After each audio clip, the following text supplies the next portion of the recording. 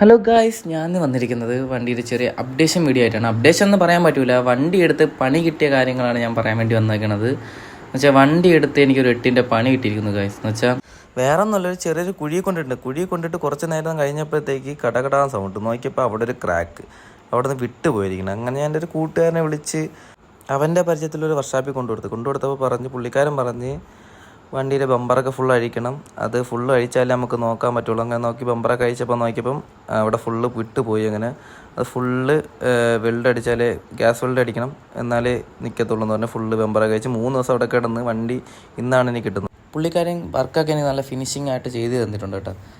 വെളിയിൽ നിന്ന് കാണുമ്പോഴത്തേക്കും ഒരു വൃത്തികേടില്ലാത്ത രീതിയിലൊക്കെ ചെയ്തിട്ടുണ്ട്. വണ്ടി ഇപ്പം ഓടിക്കാൻ നല്ല സ്മൂത്ത് ആയിട്ടുണ്ട് കേട്ടോ.